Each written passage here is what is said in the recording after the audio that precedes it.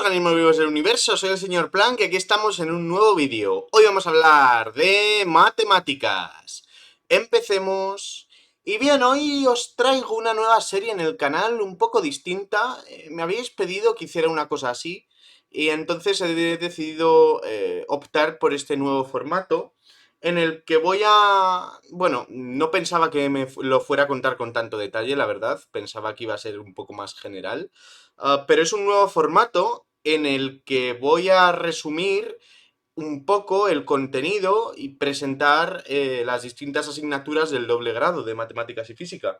Entonces, por un lado, no sé si lo haré con todas, cuándo me cansaré o no, me podéis pedir más por unas o por otras. En principio voy a intentar ir por orden, es posible que me salte alguna que considere que es demasiado general, ¿no? Y lo que voy a hacer va a ser contar un poco, al menos las de matemáticas las tengo estructuradas así. Voy a contar un poco el contenido, voy a hablaros de los resultados más importantes y voy a introduciros un poco esta disciplina. Entonces, va a servir para varias cosas. Para una persona que está a punto de cursar esta asignatura, pues le va a servir para ver de qué va. Igual hay algún detalle que no pilla del todo porque tiene que cursarla, ir más despacio y tal, pero en principio va a ser un poco general todo. O sea que puede venir bastante bien. Luego, para una persona que no, que ya ha cursado la asignatura, perdón, puede servir para repasar un poco los resultados más generales y tal. O también puede ser interesante incluso para gente que ha cursado asignaturas de matemáticas en otras titulaciones que no son matemáticas. Y entonces va a ver un poco aquí las diferencias que hay en cómo se enseña en una cosa y cómo se enseña en otra, ¿no? En este caso, hoy vengo a hablar de análisis de variable real. No sé si se llama exactamente así o análisis de funciones de variable real, pero bueno, es la misma asignatura, la mítica que se da en primero de matemáticas en todas las universidades de España. Y en particular, pues yo lo voy a contar un poco cómo se da en la Complutense. Bueno, más bien que cómo se da en la Complutense, cómo se da en mi bibliografía principal, ¿no? Y bueno, pues no me enrollo más. Hoy vengo a hablaros de qué es el análisis de variable real y en qué consiste esta asignatura, que es un primer curso de iniciación hacia esto. Entonces, vamos a responder a la primera pregunta de qué es el análisis de variable real. Aquí podéis ver el índice. Y bueno, pues para eso necesitamos un poquito de contexto histórico, ¿no? Entonces tenemos aquí estos dos señores que son archiconocidos, ya estaréis hartos de oír hablar de ellos, que son Newton y Leibniz, ¿no?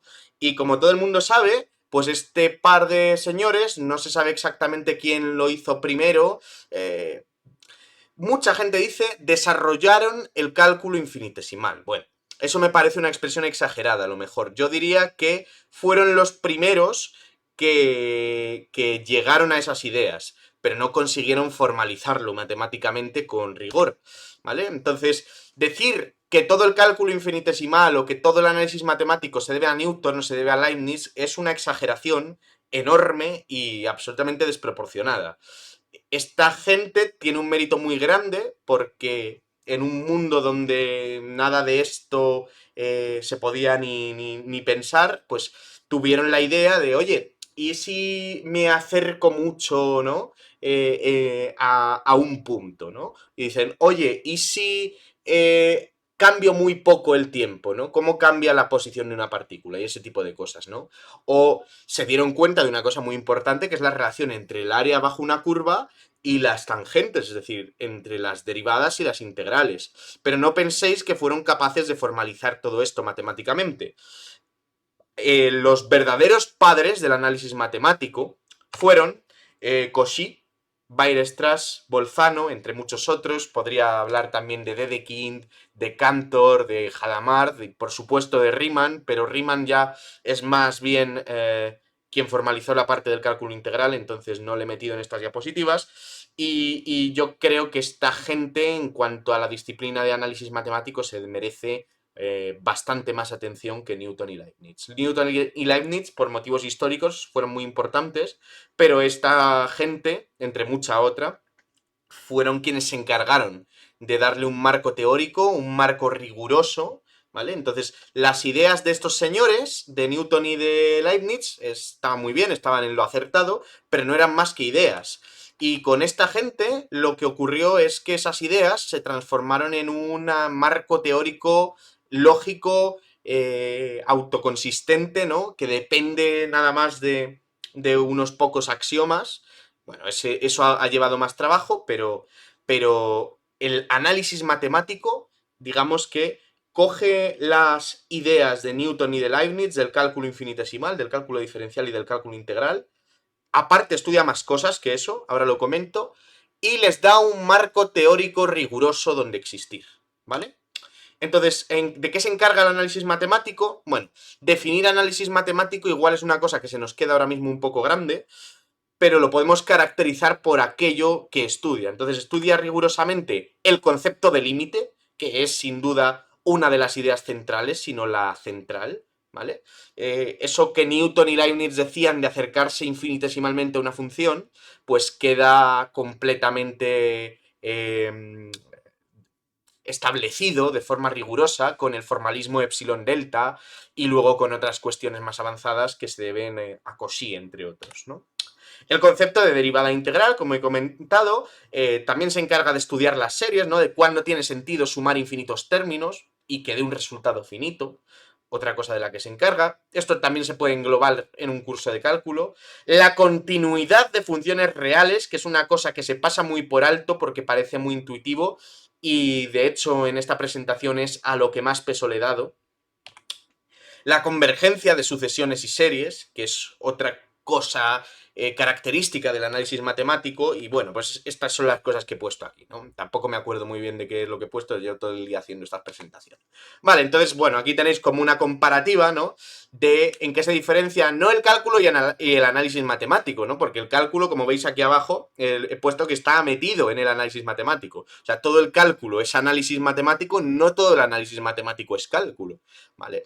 Pues esto es más bien una comparativa, más que a nivel de disciplinas, a nivel de cursos, ¿no? Cuando vosotros cursáis un curso de cálculo en física o en una ingeniería o en una carrera de ciencias, os enseñan básicamente esto y otra cosa que no he puesto que es a calcular series de Taylor, ¿no? Entonces, a calcular derivadas, a calcular límites, áreas, volúmenes, optimización, ¿no? Os estudian los criterios de convergencia de las series. Pero el análisis matemático y la asignatura de análisis matemático en matemáticas es mucho más general. No se centra tanto en el cálculo de límites, de derivadas, de tal, sino en qué es una derivada, qué es una integral, ¿no? ¿Qué es un límite? Estudiar la convergencia, ¿no? Justificar cuándo existe y cuándo no existe un límite, más allá de cuánto valga ese límite, ¿no? Por supuesto, justifica rigurosamente los resultados, se encarga de contraejemplos patológicos, es decir, justifica también aquellos casos donde fallan esas hipótesis o incluso contraejemplos a conjeturas. Tiene una marcada influencia y de la topología de RN, o sea, yo siempre digo, no se puede entender el análisis matemático si no se sabe topología. Se puede, bueno, obviamente para este curso no os asustéis, es una introducción, pero si queréis aprender de verdad el análisis matemático hace falta saber topología de RN, pero topología. Y por supuesto, pues también se encarga de la relación con las propiedades métricas que tiene RN como espacio métrico que es. Eso tampoco lo veréis en este curso, pero sí más adelante. Y bueno, ¿qué requisitos? Pues aquí os he puesto unos cuantos, realmente, estrictamente hablando, ninguno.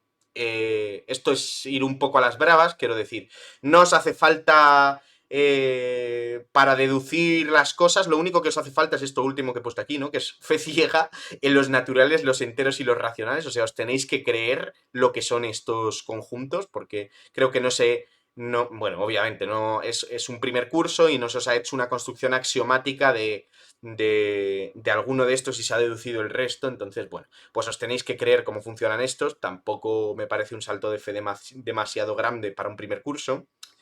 Viene bien tener nociones básicas de lógica, de conjuntos y de lenguaje, pero esto muchas veces, en mi caso fue así, se da en la propia asignatura como una serie de clases preliminares, ¿no? Entonces el resto de cosas pues vienen bien, que es básicamente las matemáticas de bachillerato de la ESO, pero no son necesarias, ¿vale?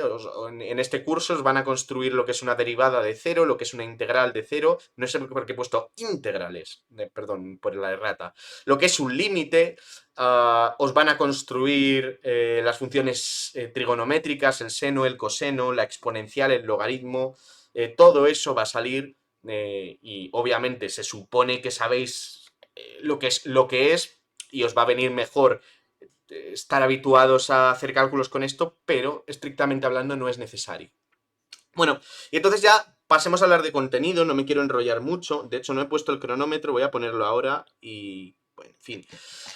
Entonces, se da un primer tema, es muy importante, y por cierto, estas diapositivas las he enfocado de tal manera que las cosas que ya están más mascadas o con las que estáis más familiarizados, pues les doy menos importancia. O sea, las derivadas, a las integrales les voy a dar la menos importancia posible a cosas de... O sea, aquí olvidaos, ¿vale? Aquí vamos a entender concepto. Entonces, empezamos por los números reales, porque estamos estudiando análisis de variable real. Entonces, los números reales, ¿qué son? Pues son topológicamente una recta, ¿vale? De hecho, bueno, las rectas y R es lo mismo. Y se introducen en este curso axiomáticamente, es algo que tengáis un profesor de mente. Y claro, eso te lleva a la pregunta de ¿son los reales reales? ¿No? Porque te dicen, vale, ahora te voy a caracterizar los reales con una serie de axiomas.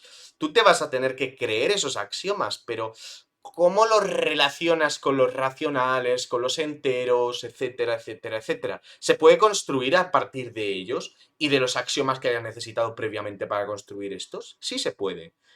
Y a mí no me lo han hecho en toda la carrera, solo he hecho yo por mi cuenta y es muy bonito y tampoco es muy difícil cuando sabes suficientes matemáticas. Yo creo que a un alumno de segundo se le podría hacer perfectamente. Pero bueno, el tema, que se introducen axiomáticamente, ¿vale? Y hay varias formas también equivalentes de introducirlo axiomáticamente, pero la más típica es la siguiente. Los reales son el único cuerpo totalmente ordenado que cumple el axioma del supremo. A veces a cumplir el axioma del supremo se le llama completo en sentido de Dedekind, pero lo dejo así. Bueno, y ahora vamos a entender qué significa cada palabra, rápidamente, ¿no? Entonces, ¿qué es un cuerpo? Te lo pongo aquí subrayado. Bueno, pues un cuerpo, a quien haga álgebra lineal también le habrá salido esa palabra, no os tenéis que comer mucho el coco, es un conjunto con dos operaciones, un conjunto no vacío con dos operaciones que cumple esta serie de axiomas. Que si la conmutativa para la suma, la existencia del neutro, opuestos, etcétera. Bueno, aquí las tenéis todas, ya lo he contado yo 1000 veces y no me voy a enrollar, ¿vale? ¿Qué significa que sea totalmente ordenado? Significa que hay un orden, una relación de orden, esto también lo he contado en muchos vídeos, bueno, básicamente es cómo le damos unos axiomas para que generalicen y absorban todas las características a las desigualdades que conocemos, es decir, al menor o igual. Bueno, pues le damos tres propiedades, la reflexiva, la antisimétrica y la transitiva, ¿vale? Entonces eso es un orden, R con el menor o igual es un cuerpo ordenado, porque tiene un orden, pero el hecho de que sea totalmente ordenado significa que siempre puedo comparar cada par de elementos. Es decir, si yo me cojo dos elementos, A o B, o bien A es menor o igual que B, o bien B es menor o igual que A. Entonces, eso también lo ponemos como axioma, ¿vale? Lo de que sea el único también nos lo tenemos que creer, o sea, este hecho se puede demostrar, a partir de otra construcción de los reales que es equivalente. Pero bueno, solo hay uno, entonces esto nos lo creemos. Y cumpliendo el axioma del supremo, esta es la parte más jugosa y característica de los números reales. Entonces, bueno, hay que saber lo que es un supremo, ¿vale? Entonces, ¿qué es el supremo de un conjunto, de un subconjunto de los reales? La menor de las cotas superiores. ¿Qué significa eso? ¿Qué es una cota superior? Bueno, aquí lo tenéis, ¿no? Yo creo que a buen entendedor pocas palabras, ¿no? Es un elemento que es mayor o igual que todos los elementos del subconjunto que te pilles, ¿no? ¿Y qué es el supremo? Pues es la cota superior más bajita, que puede estar en el conjunto, en ese caso se llama máximo, o no, y no hay ningún problema. ¿Vale? Lo que es, hablaré más tarde de eso, un punto de acumulación del conjunto, eso sí, ¿vale? Siempre que sea acotado. Bien, porque si no es acotado, pues no tiene supremo, superiormente. Y entonces, ¿qué te dice el axioma del supremo? Pues una cosa también bastante intuitiva, pero que es muy importante. Te dice que si te coges un subconjunto no vacío de los reales que esté acotado superiormente, entonces tiene supremo, ¿vale? O sea, un conjunto puede tener supremo o no. Pero ¿cómo sacas que el conjunto que todo subconjunto acotado superiormente, no vacío, tenga supremo. Pues lo sacas efectivamente, hecho de que sea no vacío, si jugáis con esta definición veis por qué. Pues lo impones como axioma, no es que lo tengas que imponer, ¿vale? Se puede probar, de nuevo, que la construcción que os digo, distinta de los números reales, verifica esta propiedad, ¿vale? Pero entonces, con estas propiedades ya tenemos encapsuladas todas las propiedades de los números reales, ¿de acuerdo? Bien, y entonces de ahí partimos. El axioma del supremo es muy jugoso, y bueno, y estos axiomas son también muy jugosos porque igualdades o desigualdades a las que estamos acostumbrados de forma ultranatural, pues resulta que no nos las tenemos que creer, sino que las sacamos de estos axiomas, ¿no? Yo qué sé. Sí, que puedo despejar, ¿no? Es decir, que algo. Eso me lo han dicho a mí toda la vida, ¿no? Que si yo tengo una igualdad y tengo algo sumando, lo pasa restando. Joder, ¿eso por qué? ¿No? O si tengo algo multiplicando, pasa dividiendo, siempre que sea algo sea distinto de cero, ¿no? Bueno, ¿y eso por qué? Bueno, pues resulta que se deduce de los axiomas, ¿no? Aquí tenéis demostrada, no me voy a enrollar porque estoy viendo que esto me va a quedar larguísimo, aquí tenéis demostrado uno, que básicamente esto es decir que el neutro de la suma y el neutro del producto son únicos, ¿vale? Y otra cosa que se deduce del 1 de aquí y de estos axiomas es que algo por cero es cero. Algo por cero es cero. ¿Pero por qué algo por cero es cero? Bueno, porque si yo a algo le sumo ese algo por cero, pues esto es lo mismo que el algo por el neutro multiplicativo más el algo por el cero. Como tengo la propiedad distributiva, saco la a factor común. 1 más 0 por definición del 0 es 1. Y ahora algo por 1, por definición del 1, es ese algo. Entonces aplico 1 y deduzco que a por 0, que es lo que está aquí sumando, es lo que sería el z, tiene que ser 0. Así queda demostrado, ¿de acuerdo? Bien. Y luego de la propiedad del supremo se pueden deducir otros resultados que son muy importantes. La propiedad arquimediana, otra cosa que está clara, ¿no? Dices, oye, si yo me pillo un número real, pues voy a tener un entero que sea estrictamente mayor que él, ¿no? Su parte entera para arriba, por ejemplo. Ya, pero ¿eso cómo lo sacas? Pues eso se demuestra, ¿vale? Eso no es una intuición o una cosa que se dé por hecho, sino que eso es un hecho que se demuestra y se demuestra del axioma del supremo. Y dices, joder, ¿para qué quiero yo esta propiedad tan evidente? Bueno, porque gracias a la propiedad arquimediana se puede probar la existencia de raíz cuadrada de 2.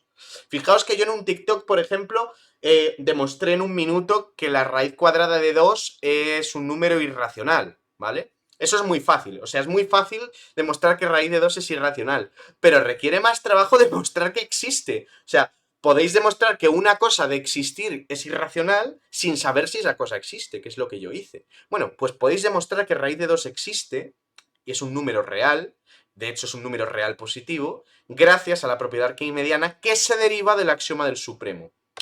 Y otro resultado muy importante, topológico, y con esto acabo con los números reales, que es la densidad de los racionales en los reales, ¿vale? Esto es topológico. ¿Esto qué significa? Bueno, aquí lo tenéis, ¿no? Dices, píllate un par de reales, los que quieras, y metido en el intervalo que definen, siempre va a haber racionales. Y dices, bueno, vale, pues me agarro uno de esos racionales y me hago un intervalo más pequeño. Siempre va a haber, siempre va a haber, siempre va a haber. Entonces, siempre que hagas zoom, te vas a encontrar racionales. Y se puede demostrar inmediatamente de esto que también irracionales. Entonces, bueno, pues aquí lo he pintado, ¿no? He pintado aquí un intervalito y los puntos verdes son racionales. Hay infinitos más, no lo podemos ver. De hecho, lo que veríamos sería todo verde, ¿vale? Y es exactamente lo que digo. Bueno, esta es una propiedad topológica muy importante.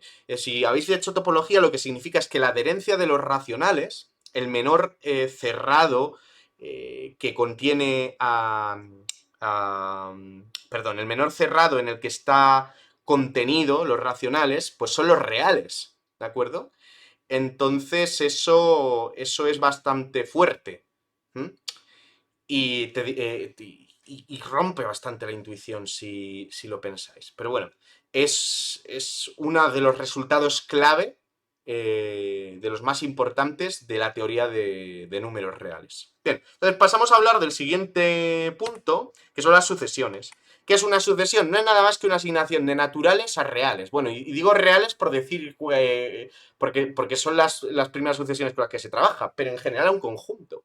¿Vale? ¿Qué es una sucesión? Es una aplicación que a cada natural le asocia un elemento de ese conjunto, ¿vale? y no hay que pedir ni que sea continuo, no sabemos nada. Es simplemente una asignación de este estilo, ¿vale? Y a veces la sucesión, en vez de la asignación, pues se toma directamente la colección de objetos que asignas, ¿vale? Es la familia de puntos, ¿no? Aquí tenéis un ejemplo de una, ¿no? Aquí tenéis en el eje X los naturales y en el eje Y los términos de la sucesión. Bien. Entonces, de las sucesiones es de donde nace de manera rigurosa, cuando uno lo está construyendo, la idea del límite, ¿vale? La idea de poder acercarse. Bien, entonces aquí tenéis la definición formal de límite para una sucesión.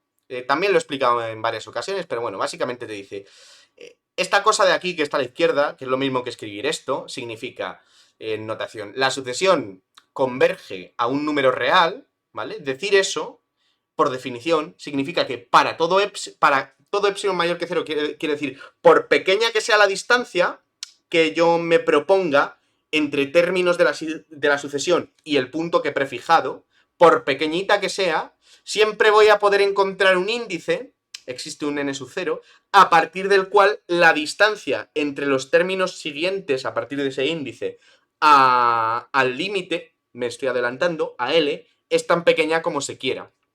Esa es la formalización matemática adecuada para la idea del límite de una sucesión. Y otra que no se suele contar en otros cursos, que es cuando se dice que una sucesión diverge. Bueno, cuidado, porque aquí también hay discrepancia entre autores. Hay gente que habla de que una sucesión diverge cuando no converge, y hay gente que habla que una sucesión diverge cuando se va a infinito o a menos infinito.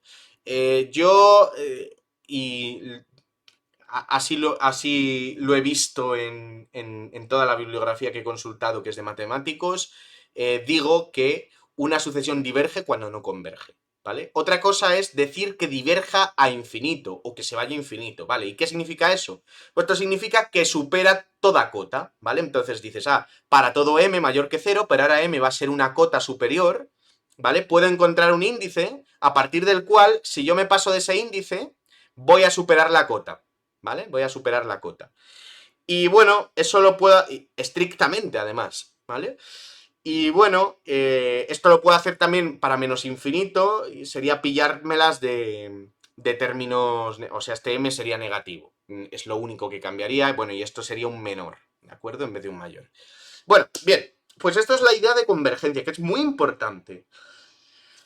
Y bueno, claro, hay situaciones en las que no tenemos una sucesión convergente, es decir, tenemos una sucesión divergente, pero que no sea infinito, y no hay que irse muy lejos, joder, te pillas el seno de n, ¿vale? Es decir, te pillas te coges la función seno, que la conocéis, que es esta oscilante, y veis que si tú le sigues la pista a los puntos, te vas a infinito, hace así, oscila, es decir, es falso esto. No puedo fijar un punto a distancia arbitrariamente pequeña para los índices posteriores, así que esta sucesión diverge, ¿vale? No converge y no diverge a infinito, pero diverge, es decir, no existe el límite para esta sucesión. Podéis pensar en más, -1 a la n, tampoco hace así todo el rato, oscila, ¿no? Oscila, pero puedo pillarme, por ejemplo, qué sé yo, bolas de radio arbitrariamente pequeño, y entonces con que me pille bolas de radio menor que 1/2 ya la he fastidiado, ¿vale? Y el teorema más importante, lo digo sin ninguna clase de miedo, del tema de sucesiones, es el teorema de Bolzano-Weierstrass, ¿vale? Y ese teorema se deduce, se puede demostrar de varias maneras, de hecho en la bibliografía principal, en el Bartel, que luego lo comento, se demuestra de dos maneras distintas, pero el teorema de Bolzano-Weierstrass, ahora digo lo que viene, es consecuencia de este criterio para estudiar la convergencia de una sucesión. Dices, toda sucesión monótona, monótona significa que sea creciente o que sea decreciente, ¿de acuerdo? Bueno, se habla de monótona estricta si en todos los casos cada término es mayor que el anterior, y monótona o menor, perdón, y monótona no estricta si se admite lo contrario. Pero en cualquier caso, toda sucesión monótona acotada, superior o inferiormente, según el caso, ¿vale? Una sucesión monótona, aquí me faltaría poner superior o inferiormente, entonces una sucesión monótona creciente acotada superiormente es convergente, y de hecho converge al supremo, porque no lo he dicho, pero el límite de existir es único, ¿vale? El límite de una sucesión. Una sucesión monótona decreciente acotada inferiormente converge a su ínfimo. Pues claro, joder, si yo no paro de crecer, pero no me puedo pasar de un cierto tope, ¿vale? Obviamente tengo supremo por el axioma del supremo, porque mi sitio está, mi dominio está acotado. No queda otra, ¿vale? Esa es la idea intuitiva. La demostración rigurosa, pues la tenéis en distintos libros, pero el tema es que del criterio de convergencia monótona se deduce el teorema de Bolzano-Weierstrass, que dice lo siguiente, fijaos, toda sucesión acotada en los reales tiene una subsucesión convergente, ¿vale? ¿Esto qué significa? Que las sucesiones acotadas, ¿vale? Puede que esta que yo haya dicho, el seno de n, ¿vale? El seno de n era una sucesión acotada, ¿no? Entre -1 y 1, pero puede tomar más valores, por supuesto. De hecho, no los va a tomar nunca el seno de n, ¿no? Si pillara múltiplos de pi más algo, pues vale. Pero el seno de n no va a tomar nunca -1 y 1, sino que va a tomar pues valores seguramente irracionales incluso. O -1 a la n, que es 1 menos 1, tal. Vale, pues esas sucesiones no son convergentes, son divergentes, pero están acotadas. ¿Cuál es la gracia? Que tienen una subsucesión, que quiere decir que me cojo una panda de índices ordenados, pero que no son todos, y me quedo con los elementos referentes a esos índices, tal que es convergente, ¿no? -1 a la n, ¿cuál? Pues, por ejemplo, los índices pares es la sucesión constante 1, que claro que es convergente a 1, o los índices impares, pues la convergente constantemente -1, que converge a -1, claramente. O el seno de n, pues basta, bueno, tendrá alguna sucesión convergente, ¿vale? Alguna subsucesión convergente. Seguramente también las subsucesiones constantes, pero bueno. Perdón, las subsucesiones constantes no pueden ser. Tiene que ser una cantidad infinita de índices, ¿vale? Entonces, una sucesión que se quede en un solo índice no es una sucesión. Tiene que coger índices en un conjunto que esté en biyección con los naturales. Vale. Y pasemos a hablar de otro de los gruesos principales del trabajo y en el que me voy a enrollar más, la continuidad del trabajo, perdón, de la asignatura. Vale, entonces, en el análisis matemático se estudian funciones en general de un subconjunto de los reales a los reales, ¿vale? Y se introduce la idea del límite de una función que tenéis aquí. Esta es la idea típica, epsilon delta, os la sabéis de memoria ya a estas alturas, ¿no? Os he hecho muchos vídeos, ¿no? Significa que por pequeño que sea la tolerancia que yo quiera meter, me puedo acercar con la función al límite siempre y cuando me mantenga con la x en un rango suficientemente pequeño que viene determinado por la tolerancia inicial, por el epsilon inicial. Pero la idea del límite, y aquí está lo bonito de una función, y esto es en lo que más se incide en matemáticas respecto a, o una de las cosas en las que más se incide en matemáticas respecto a otras carreras, es que el límite no tiene por qué ser un punto del dominio, no tiene por qué ser un punto de A, sino que tiene que ser un punto de acumulación en general. ¿Qué significa que sea un punto de acumulación?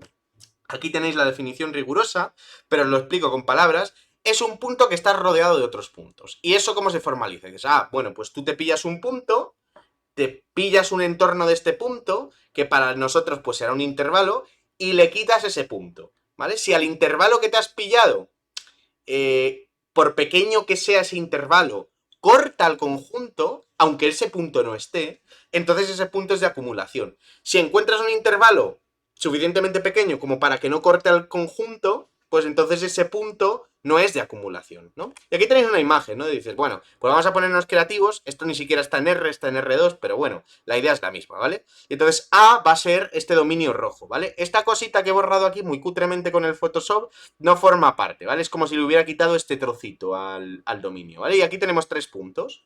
Uno morado, que está ahí fuera, uno negro, que está aquí justo en el borde, no está en el conjunto, ¿vale? Os aviso, estaría en esta parte blanca. Y este punto azul que está claramente dentro. Entonces, ¿qué hacemos?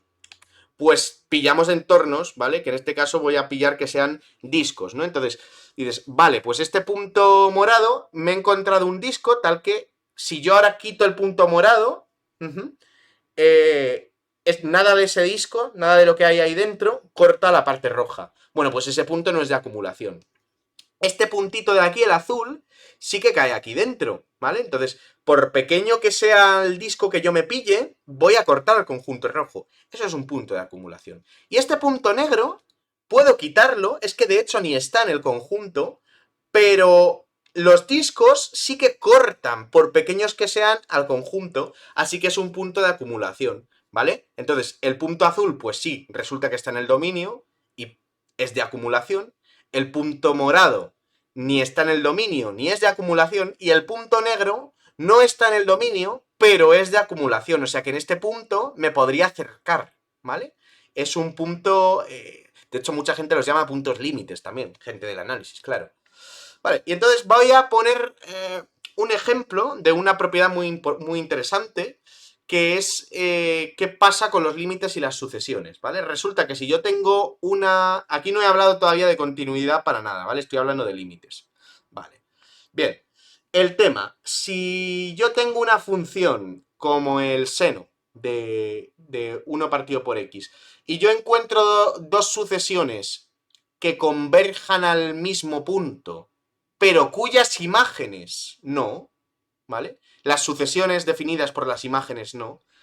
Entonces resulta que esta función no tiene límite en ese punto. Decir que una función, esto está asociado a la idea de continuidad, pero decir que una función, esto es otro resultado que se ve en el curso, tiene límite en un punto, es equivalente a decir que para cualquier sucesión que yo me pilla convergente a ese punto, si yo le aplico a los términos de esa sucesión esta función, me va a converger a un límite, y ese límite tiene que ser, como es único, tiene que ser independiente de la sucesión que yo me pille, ¿vale? Entonces, aquí tengo el seno de 1 partido por x, que fijaos lo que hace, ¿no? Digamos que el seno de lo que tú metas aquí, pues te cambia la frecuencia según la x, entonces aquí, conforme te acercas a 0, 0 no está en el dominio, ¿vale? Pero es un punto de acumulación del dominio, el dominio de esto es la recta menos 0, pero en la recta menos 0, si tú te pones a hacer a pillarte intervalos, quitas el 0, ya no estaba, pero ese intervalo siempre corta la recta, así que el 0 es un punto de acumulación.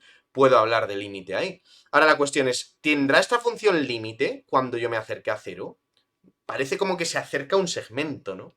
Intuitivamente. Esto es un poco raro. Bueno, estos son los ejemplos patológicos que a mí me gustan, y no solo que a mí me gustan, sino que esos son los que se estudian en matemáticas respecto a otras disciplinas.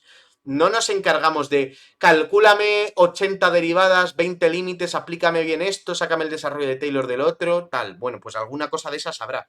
Pero lo interesante es centrarnos en estos ejemplos patológicos y para entender realmente qué es la continuidad, o qué es un límite, o qué son las sucesiones. Bueno, pues resulta que si yo me cojo la sucesión 1 partido por npi, cuando yo la meta aquí dentro, ¿qué le va a pasar a sus términos? Bueno, pues me dará la vuelta otra vez por el inverso y tendremos el seno de npi, que como sabéis eso es constantemente 0. O sea, las imágenes de todos estos términos de esta sucesión son 0. Pero si yo me cojo, aquí lo he puesto con el -1 para no ocupar espacio, ¿vale? Sería 1 partido 2 pi n más pi medios. Bueno, el 2 pi n ni me entero, ¿vale? Desplazar 2 pi n es no hacer nada en el seno. Y entonces lo que veo es el seno de pi medios, que es constantemente 1. ¿Qué pasa? Esta sucesión converge a 0, xn, ¿vale? Cuando n tiende a infinito. Cuando n tiende a infinito, y n también converge a 0, obviamente. Pero sus imágenes dan lugar a sucesiones que convergen a puntos distintos. Luego, no existe el límite porque el límite sería único. Así que esta función no tiene límite cuando x tiende a 0. Y esto lo hemos hecho con la caracterización de sucesiones. Esto es muy típico de matemáticas, ¿vale? Ahora hablemos de continuidad. Bien, pues, bueno, una función es continua en un punto. Si dices continuo en general, significa en todos los puntos de donde estés hablando, ¿vale? Pero una función es continua en un punto. Este punto tiene que ser del dominio. O sea, en el límite se puede hablar de un punto de acumulación. En la continuidad, no. ¿Vale? Y fijaos que en la definición de límite, bueno, aquí pides que sea estrictamente mayor que 0.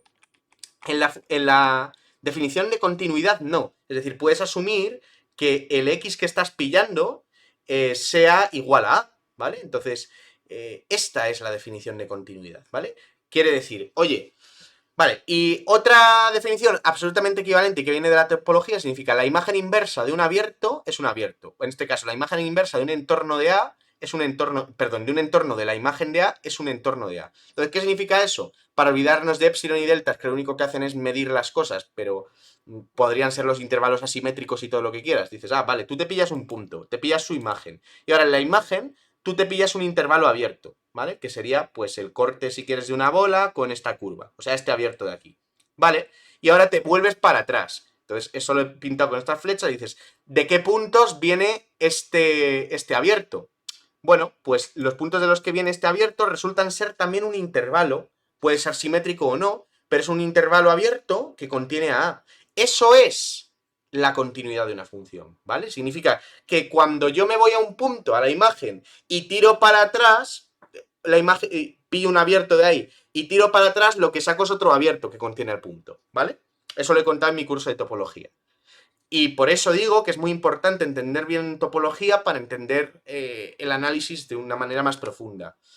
Luego tenemos otro criterio muy útil que para evaluar la continuidad, que te dice que una función sea continua en un punto es lo mismo que decir que para toda sucesión convergente a ese punto, eso lo hemos usado antes en lo del límite, pero no es exactamente esto, ahí era para hablar de la existencia de un límite. Aquí digo, vale, una función es continua en un punto si para cualquier sucesión que converja a ese punto, la sucesión de las imágenes converge a la imagen de ese punto. Bien, esto ya es un sí solo sí, ¿ok?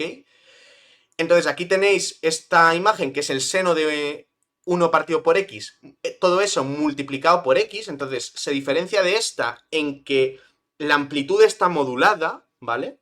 Y entonces esto tiene un comportamiento más adecuado hacia el cero, y entonces esto ya no oscila en un segmento cuando se acerca al origen, rarísimo, sino que esto se acerca un puntito al origen, ¿vale? Digamos que esto está más controlado.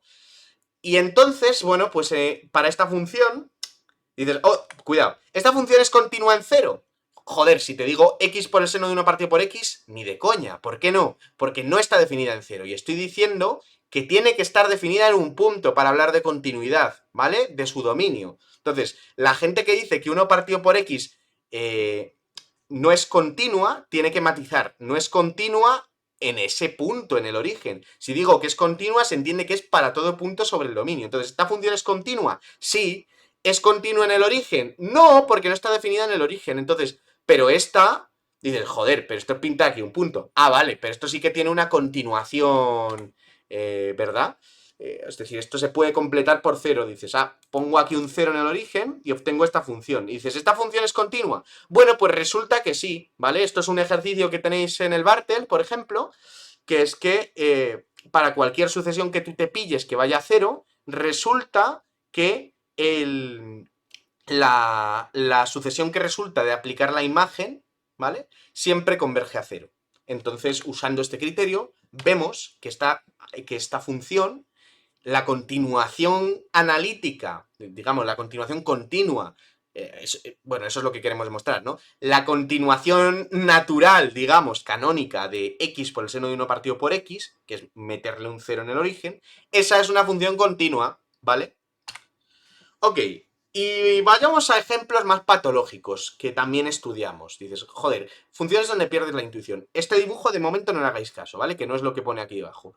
La función de Dirichlet. La función de Dirichlet es una función muy conocida para los frikis del análisis matemático, que es una función que vale 1 para los racionales y 0 para los irracionales. Si la pintáramos, no haríamos nada, ¿vale? Sería una función, digo, o no veríamos, no lo tengo muy claro, si no veríamos nada o veríamos la recta igual a 1 y la recta igual a 0, porque toda la recta está plagada de racionales y de irracionales. Entonces, si lo pintáramos no veríamos nada. Bueno, este es un ejemplo de una función que no es continua en ningún punto, ¿no? Porque dices, oye, qué complicado es pintar una función y no levantar el lápiz del papel, digamos que es la idea que tenemos de continuidad, con muchas pinzas. Bueno, pues resulta que puedes hacerlo con conjuntos adecuados, que tienen que ser conjuntos tales que me llenen toda la recta, ¿vale? Y sobre ellos pueda pintar puntos distintos. y pueda saltar de uno a otro, digamos, ¿no? Entonces esos son los racionales y los irracionales, y da bastante vértigo pensar un poco en eso, ¿no? Bueno, esta es la función de Dirichlet, es una función que no es continua en ningún punto, ¿vale? Y lo que veis aquí no es la función de Dirichlet, sino que es esta otra, que es más rara todavía, que es una variante, que esta sí se puede medio pintar, obviamente, pues con un número finito de iteraciones, que es la función de Tomae, ¿vale? Que es, me cojo los reales positivos, y ese va a ser mi dominio. Si el punto que yo pillo es irracional, ¿vale? Aquí abajo, le meto un 0. Si el punto que yo pillo es racional, me busco, bueno, pues será una fracción, ¿vale? Y entonces me la elijo como fracción irreducible. Todo esto no está aquí, lo estoy diciendo de palabra. M partido por n es su forma irreducible, que significa que ya m y n no tienen factores en común, distintos de 1. Vale, pues me cojo el denominador y se lo meto. Entonces me da lugar a esta función tan rara, que no es continua en ningún punto racional, pero atención, es continua en todos los irracionales. De aquí.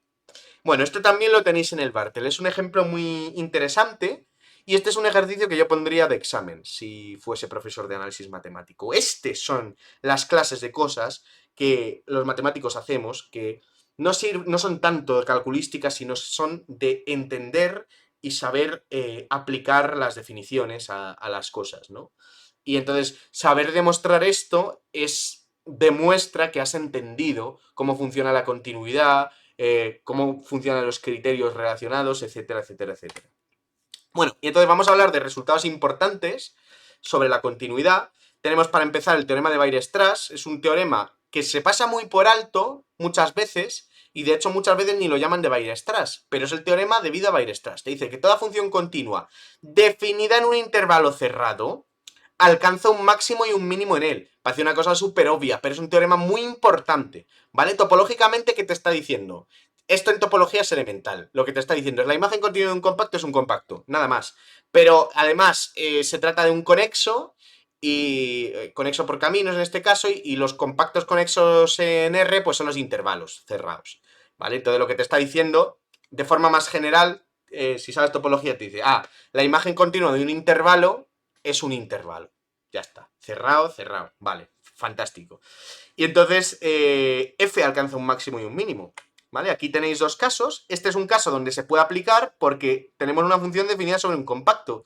Que no vea algún ingeniero que hace vídeos de bachillerato en YouTube intentar aplicar esto a la función 1 partido por x. Joder, no puedo aplicar, me refiero en torno al cero. No puedo aplicar porque no me puedo pillar un intervalo cerrado en el dominio que me contenga el cero. Lo mejor que puedo hacer es esto, ¿vale? Y no me puede contener el cero porque el cero no es del dominio, ¿vale?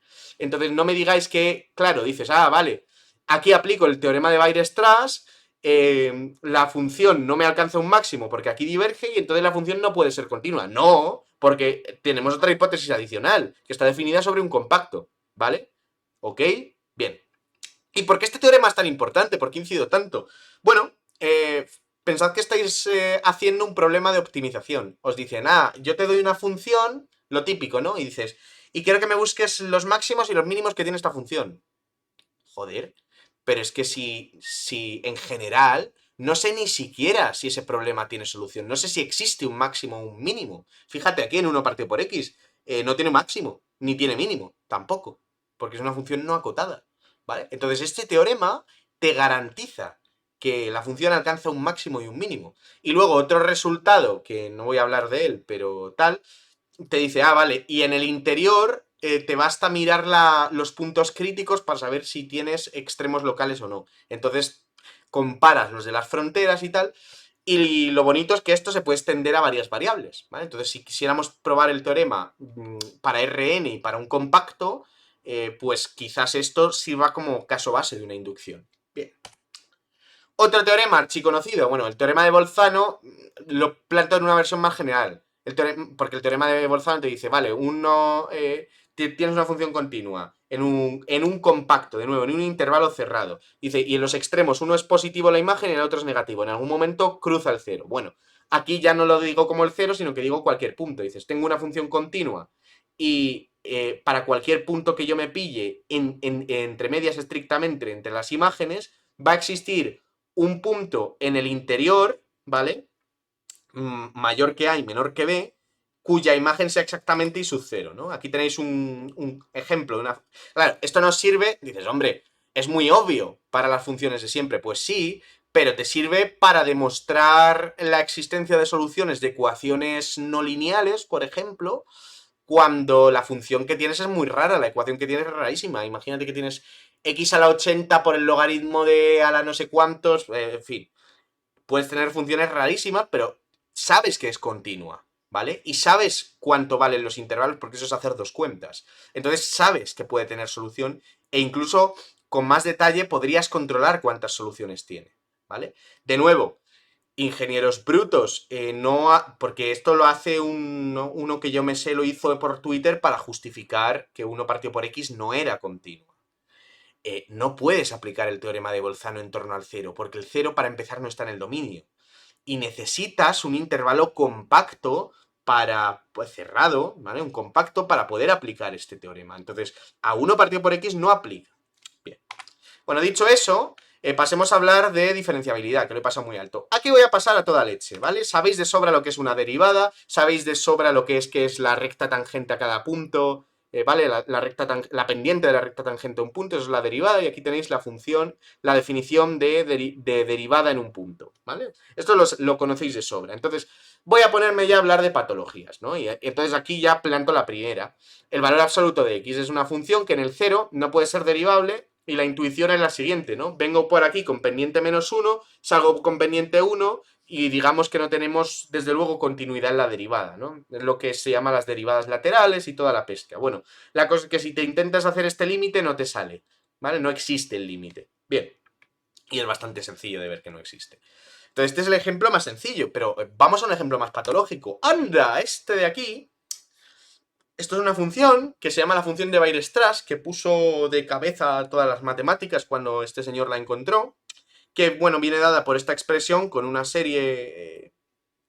todavía no he contado lo que es una serie, pero os creéis que es una suma infinita con esta pinta, y resulta que este ejemplo es el de una función continua que no es derivable en ningún punto, ¿vale? Derivable os lo imagináis como que es suave, no derivable son piquitos. Claro, ¿aquí qué pasa? Según te mueves, esto es un fractal, según te mueves cambias de pendiente en cada punto, entonces esta función no puede ser derivable. Es bastante, o sea, tú te caes aquí, te pinchas y te mueres, ¿vale? Si esto es un valle de piedras. Genial. Pues esto es un contraejemplo patológico muy importante y que se puede entender también con lo que se ve en este curso. Y otro teorema súper importante, el teorema de la función inversa o de la función implícita cuando veáis en más variables, es muy, muy, muy importante. Y bueno, aquí lo tenéis, básicamente te dice que bajo estas circunstancias, ¿no? Cuando tienes inversa, diferenciable y todo el rollo, el hecho de que la derivada sea no nula te hace poder calcularte la derivada de la función inversa, ¿vale? La derivada de la función inversa en la imagen de un punto es el inverso multiplicativo de la derivada en ese punto. Y esto es muy importante. Quien haya visto mi curso de geometría diferencial sabrá por qué. Bien. Y por último, un teorema muy importante que se deduce de otro más general, que es el teorema de Rolle, pero esto es muy importante para las ecuaciones diferenciales en el futuro, ¿vale? Es el teorema del valor medio, no confundir con el valor intermedio. Vale, te dice que tienes una función continua, de nuevo, sobre un compacto, ¿vale? Es continua aquí, ¿vale? Es continua, esto sería una coma, continua en el cerrado y derivable en el abierto, entonces siempre vas a encontrarte un punto tal que se cumpla esto. Y de hecho aquí lo podría haber puesto en forma de fracción y dices b menos a. Vale, ¿y esto qué interpretación geométrica tiene? Dices, me pillo un compacto, me hago una función súper rara. Y ahora me cojo f de b menos f de a entre b menos a, que es pasar esto dividiendo. ¿Eso qué es? Eso es la pendiente de la recta, ni tangente ni nada, es la pendiente de la recta que pasa por estos dos puntos. Pues lo que te dice el teorema del valor medio es que que existe siempre un punto en el interior, ¿vale? Cuya recta tangente, es decir, cuya derivada, vale exactamente lo mismo que esta pendiente. Y entonces puedes encontrar un punto en el interior que tenga una recta tangente que sea paralela a esta. Muy bonito, se pueden probar muchas cosas de él, y una de ellas es la existencia de soluciones de una ecuación diferencial, ¿vale? Es decir, la lipschitzianidad de una función, que es otra cosa que se estudia en este curso, muy por encima, pero se estudia, y que es indispensable para la teoría de ecuaciones diferenciales. Entre muchas otras historias, ¿vale? Así que es un teorema muy importante. Bien, Integración, rápidamente, bueno, ¿cuál es la idea de integral? Bueno, va a haber funciones que sean integrables y funciones que no, pero la idea es, tú te coges de nuevo un intervalo y te lo divides en subintervalos, ¿vale? Y estos subintervalos se llaman una partición. Y este tsubI que te he puesto aquí es un elemento que está metido en cada subintervalo, que puede ser incluso alguno de los extremos y que me sirve para etiqueta, ¿vale? Y esta P cursiva de aquí se llama una partición. Definimos la norma de una partición como la máxima longitud de un intervalo, que está así escrito. Entonces, para una función y una partición se define la suma de Riemann simplemente como sumo las áreas de los rectángulos. Áreas pueden tener sentido, signo negativo incluso, ¿vale? Y lo que te haces es, te pillas este intervalo, ¿vale? Te pillas la etiqueta y te pillas un rectángulo que tiene altura la imagen de la etiqueta y que tiene base la longitud del subintervalo, ¿vale? Y entonces resulta que terminas de alguna manera, cuantos más rectángulos metas intuitivamente, más te vas a aproximar a la curva, ¿vale? ¿Y qué es la integral o qué es una función integrable? Bueno, pues se dice que una función es Riemann integrable, esto da lugar a la medida de Riemann, ¿vale? Si puedes encontrar un valor real tal que por mucho que te aproximes, ¿vale? En norma a la partición, es decir, por más pequeños que hagas estos subintervalos, por más pequeña que hagas esta norma, siempre vas a tener la suma de Riemann asociada a esa partición a distancia de L menor que epsilon. Es decir, es un límite. La integral es un límite, igual que la derivada. Lo que pasa es que no es un límite de números reales, es un límite pues con funciones y cosas de estas, ¿vale? Pero es un límite, ¿vale? Y en ese caso, a ese límite lo llamamos la integral. A veces lo denotamos así, o a veces debido a Leibniz lo denotamos asado. Y esto luego tiene más importancia, ¿vale? Pues esta es la integrabilidad. Entonces, lo importante es entender qué es la integral al margen de qué es la derivada. Luego están relacionados por el teorema fundamental del cálculo, que, bueno, Newton llegó a él, no lo demostró él, y bueno, pues aquí planto la primera versión y luego su recíproco. Dice, vale, tienes dos funciones, aquí tenemos las hipótesis, alguna condición técnica, como que la derivada puede fallar en un conjunto finito, es lo que se llama un conjunto de medida nula, si sabéis un poco más, ¿vale? Y te dice que si tienes una función integrable, cuya derivada coincida en todos los puntos, salvo en una cantidad finita, con los de la función integrable, entonces la integral de esta función coincide con cogerte la función grande, que es lo que se llama la primitiva, en los extremos y restarlo, ¿no? Esto mucha gente lo llama la regla de Barrow. Pero el recíproco también se tiene. Dices, tienes una función integrable que sea continua en un punto. Y entonces defino esta función que no es nada más que una primitiva. O sea, esta función de lo que depende, lo que dejo libre es el extremo superior del integrando. Y eso me da una función. Bueno, pues si yo tengo una función que es integrable, toda primitiva suya es derivable y su derivada en un punto coincide, o sea, su derivada en este punto, en el que esta función Riemann integrable es continua, coincide con la función original, la función integrada. Y si tenemos el caso de que la función Riemann integrable es continua en todo el intervalo, pues se tiene el caso usual, ¿no? Y así se relacionan las derivadas y las integrales de la forma conocida. Bueno, y ya vamos a ir terminando. Sucesiones, igual que de números, se pueden hacer de funciones, en el sentido usual que tenéis aquí, ¿no? Entonces, bueno, pues es una asignación en lugar de a números reales, a funciones. Y se puede hablar también de convergencia. Y hay varios tipos. La más naif de todas es la puntual. Dice, vale, una sucesión de funciones converge a otra si para todo punto que yo me pille del dominio, la sucesión de las imágenes converge a la imagen de ese punto, ¿no?